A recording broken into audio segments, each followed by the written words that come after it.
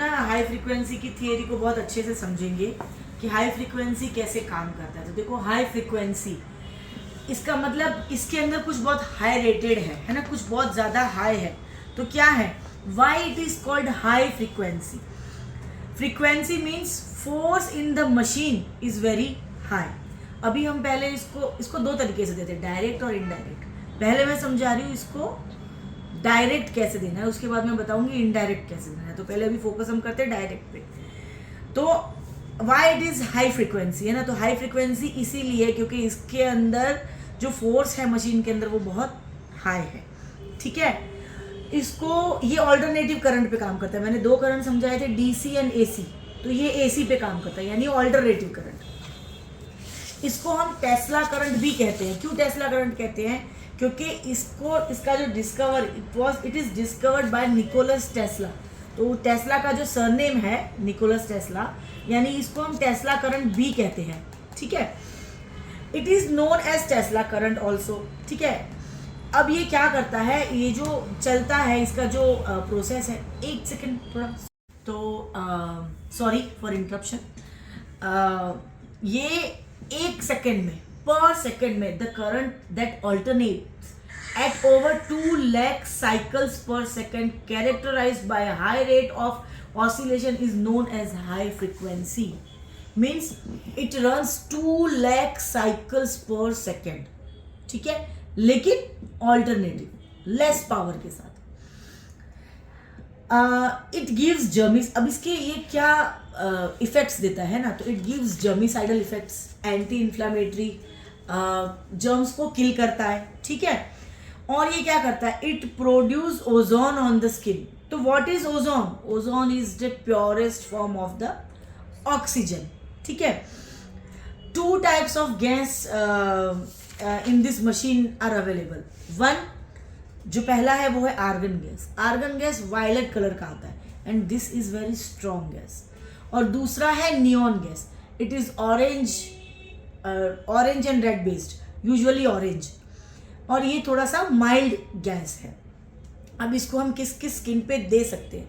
Direct की बात कर रहे हैं तो acne, prone to acne, oily, excessive oily, हम इस स्किन पे इसको डायरेक्ट दे सकते हैं। ठीक है, अब इसके हम नॉब्स की बात कर लेते हैं।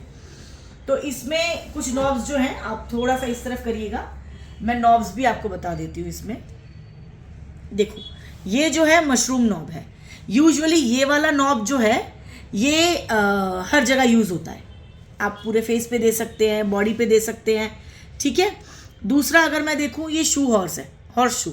ये इस तरफ देखिए, मुझे बताइए, ये आपके इस कर्व्स पे यूज़ होता है। यूजुअली ये मिलता नहीं है।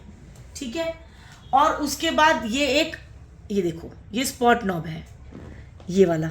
ये स्पॉट नॉब जो है ये आप डायरेक्ट जो एक्ने होते हैं उस पर इस तरीके से रखेंगे और उठाएंगे, रखेंगे और उठाएंगे। मशरूम जो है आप उसको पूरे फेस पे स्मूथली चलाएंगे, जो मैंने प्रैक्टिकल्स में आपको बताया था। एक आता है कॉम।